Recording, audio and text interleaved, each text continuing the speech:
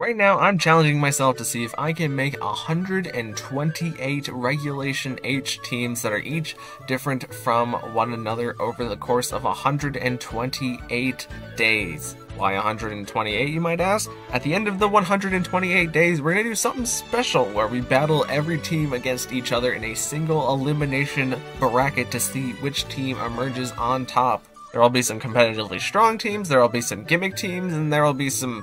probably a good number of goofs and gaffs in there, so if you want to follow through to the end, subscribe so that you can keep up with each day. But without further ado, let's move on to day 36. Alright everybody, welcome back to another video, and in today's video, I feel like I have another team here that I need to apologize in advance for. However, I don't want to do it while Falinks and Klawf are here, because it's really not their fault that they're on this team. It's just kind of funny that they are. So this team originally started out as a no-retreat Flamigo team, and then it got really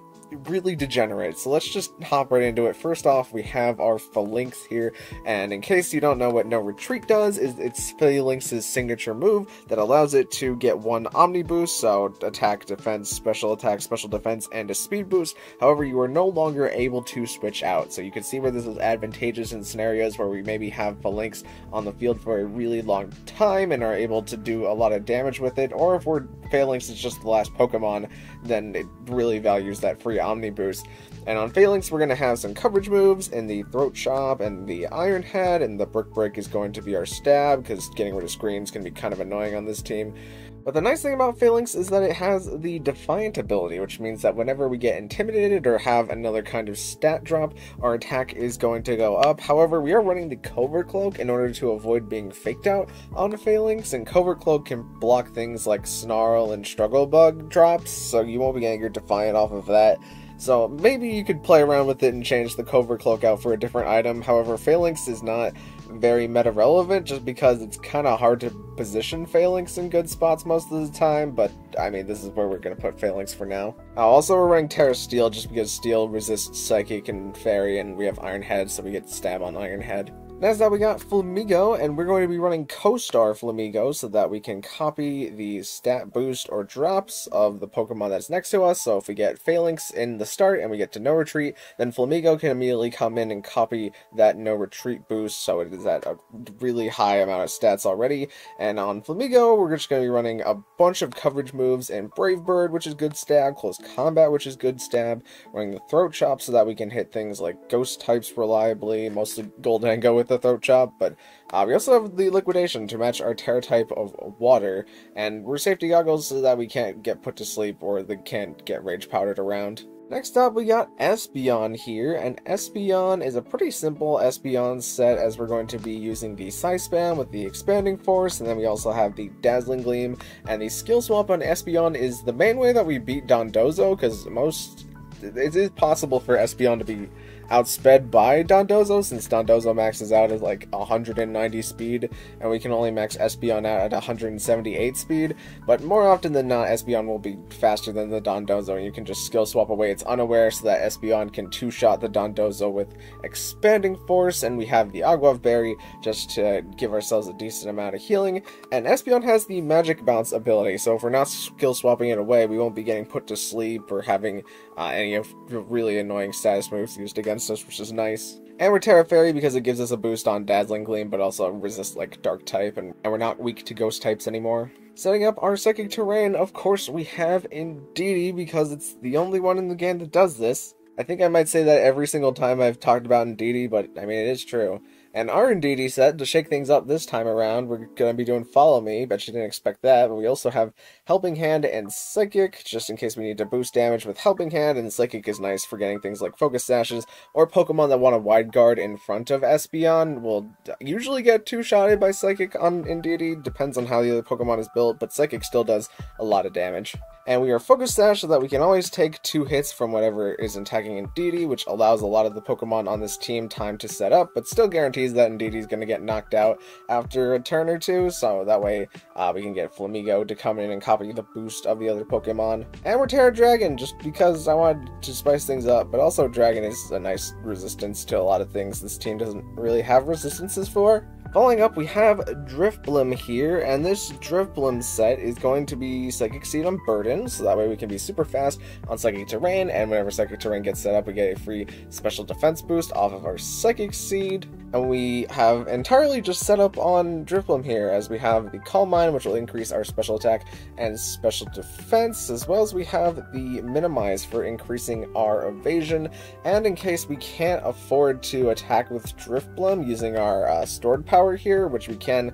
build up over time if we get lucky enough with the Minimizes and the Calm Minds, then stored power will become pretty strong. We can just baton pass away, hopefully a Minimize and a special defense buff onto whatever Pokemon we need to solve the problem, like super quickly. And we're Terra Dark, mostly so we can resist Dark and Ghost whenever they're being used against us, but Dark also makes it so that we get put on the Psychic Terrain, so then we can benefit by not being hit by priority moves, even though there's really not that many priority moves. I guess just like Sucker Punch, but I don't think Drifblim's going to take more than 2 Sucker Punches, unless we just fall and evade them. And last but not least, we have Klawf here, who is just a slot on this team because, I mean, we're never going to get to use Klawf other than this, I don't think. But Klawf's unique ability, Anger Shell, gives it kind of a niche part on this team where whenever we are under half health, we will get a free attack, special attack, and speed boost at the cost of getting a defense drop and special defense drop, which is not great, but I mean, it's better than nothing. And our Klawf is Assault Vest and Terra Dragon, so that we can hopefully take a Grass type or Water type move and then get our Anger Shell off, and then we can then swap in Flamigo, hopefully. And Klawf is mostly just here to keep us from directly losing to, like, Eruption Typhlosion or anything that just wants to throw out an Eruption or a Water Spout on turn 1. So we have a lot of good coverage moves, and the Rock Slide, which can hit both targets, and even maybe flinch, and we have the Knockoff for getting rid of items, and we have the high horsepower, because I guess Klawf is a horse. And lastly, we just have that Terra Blast, which will give us Dragon Terra Blast, which is, I mean, it's good coverage to have, but also since we get a special, you know, I was about to say since we get a special attack boost on our Anger Shell, we could just use normal Terra Blast, but now with that special attack stat, we aren't. So yeah, that's the basis of the team. Let's get into some battles. So here we have a team that I really wasn't quite sure what they were doing. They do have the Muck, so they could have been like Minimize shenanigans, but they also have the Blastoise, which can deal a lot of damage with Water Spout if we don't handle it correctly, and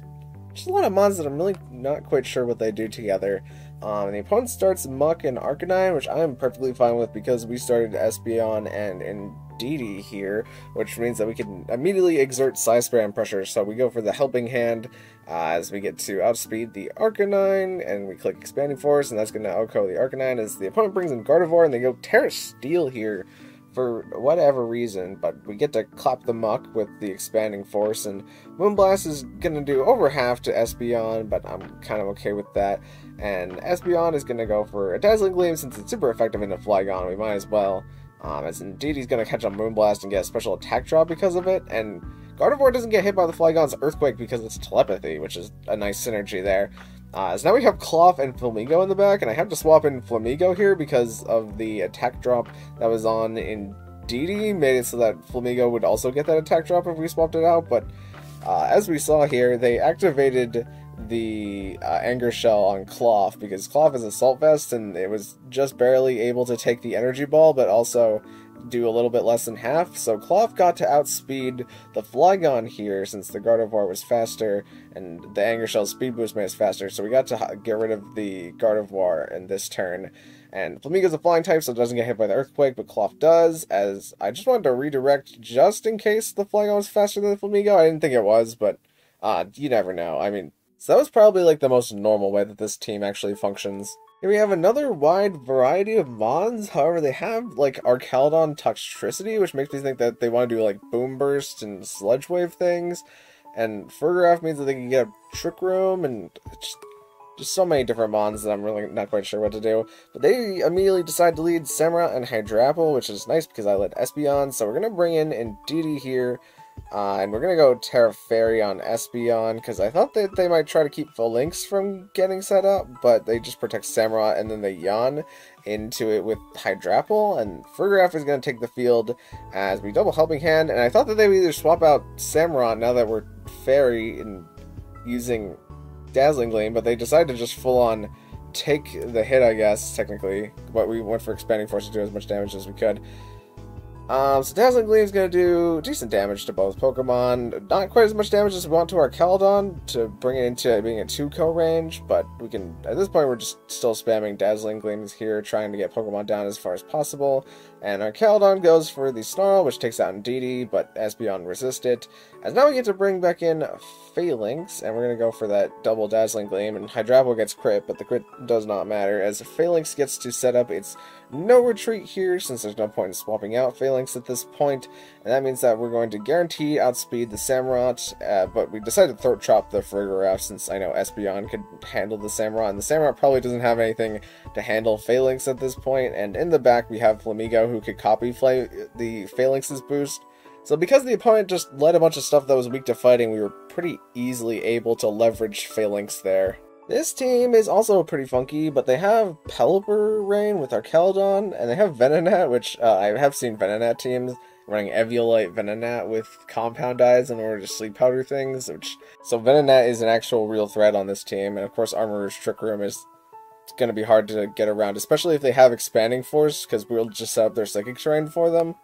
I'm not sure how they would get it on their own team, but we lead Falinks and Indeedee here because I want to get Falinks set up, and they lead Pelipper and Greedent, which I'm perfectly okay with, as we're going to follow me with Indeedee and no retreat with Falinks in order to start exerting pressure, and the Weather Ball does about half to Indeedee, but they Super Fang with Greedent, perhaps expecting to Super Fang into Falinks, but this allows us to Brick Break into Greedent, as Hurricane is going to take down Indeedee, and they just knock off with Greedent to get rid of our Covert Cloak, but I'm pretty okay with that since they don't really have any fake outs on this team other than Ambipom, but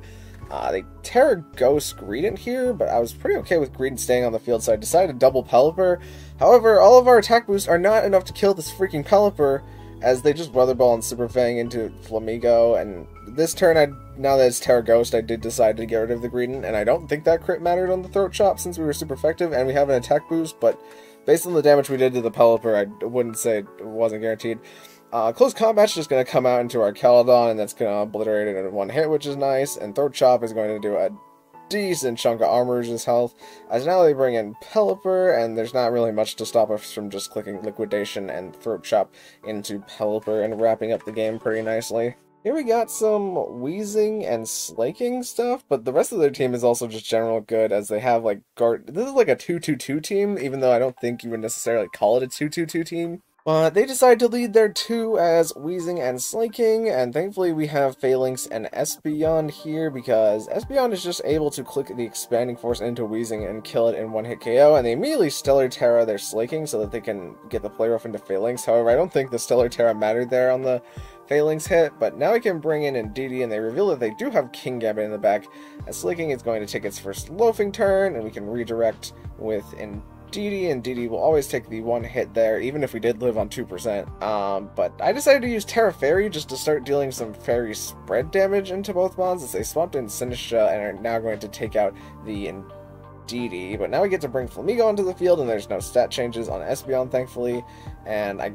kind of thought that they might set up the Trick Room here, and I didn't want Espeon to get knocked out. So we just take out the Sinistra with Flamigo here, as Espeon is free to Dazzling Gleam into Slaking and King Gambit, and Flamigo is going to pick up that nice KO into the King Gambit. Okay, so now we are into a game where the opponent actually has a really fierce team, as they could lead Pelipper Rain with our Caledon and Basket Legion in the back, or they could just lead Mouseape and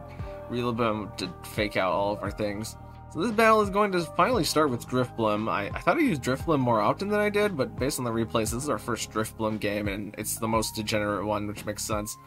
As they immediately decide to Terra Grass our Caledon for whatever reason, but we get off the Minimize with Drifblim here, as the opponent goes for the Electro Shot into Indeedee. And it's going to do about half of Indeedee's health, but Hurricane is going to pick up the rest of the damage. So I figure I might as well swap in Flamigo here, because the other Pokemon I had in the back I don't think was solving this matchup. But here we have Flamigo, and I decided to chip away at Pelipper a little bit with our stored power and go for Brave Bird into our Caledon to try and get as much damage into it as I could, and then go for the Electro Shot, and they miss Flamigo, which is pretty lucky that that happens, and the Pelipper goes for the Tailwind, and I'm just continuing to use stored power to try and chip away at Mons. Our Caledon is now in 2-hit KO range from the stored power, and Drifblim is actually faster than both, even while the Tailwind is up, which is kind of nice to know, but I don't think it really matters too much, as if our Caledon lands the hit, it's going to destroy whatever it hits. And Hurricane is a guaranteed hit here because we're currently in rain, but the Archaludon missed Flamigo to start with, so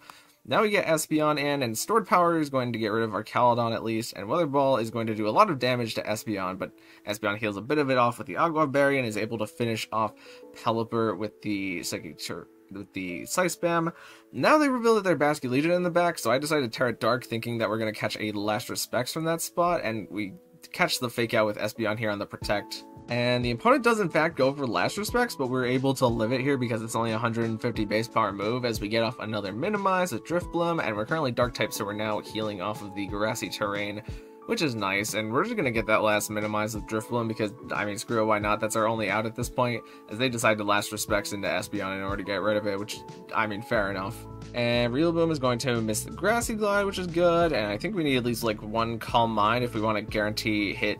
two-hit KO both of the Pokemon that are left on the field. And they miss another Grassy Glide, and we get the Stored Power into Basculegion, so their strongest damage option at this point is kind of gone. And we're also stalling out the Grassy Terrain turn, which means that even if Rillaboom does hit us, it is gonna probably do less damage, even though I think the Wood Hammer will still KO at this point. But they missed the Grassy Glide on the last opportunity to do so, because we get that Stored Power, which does 2-hit KO with the Rillaboom, and they no longer have the priority on the Grassy Glide, so we get to pick up the Stored Power KO there. So yeah, that was Drifblim's only game, but it was also its most degenerate game, where you gotta count how many misses we had there, but I think we were definitely... the RNG was in our favor, to say the least. Yeah, that was the Falinks and Klawf are the only Innocent Souls team, because everyone else on this team is kind of a degenerate, because they're all involved, as Flamigo can copy the Minimizes off of Drifblim, and Espeon is the most likely target for the Baton Pass from Drifblim, and indeed he enables Drifblim to be faster than everything and get off the Minimizes before anything else can act. So Klawf, Falinks, they're just doing their best to try and work with Flamigo, even if everyone else on this team is a little janky. But that's where we're going to leave it, so thank you guys so much for watching. If you liked it, maybe consider leaving a like on the video, and even consider subscribing, because both of those things help me out an absolute ton, and I will see you in the next one. Thank you.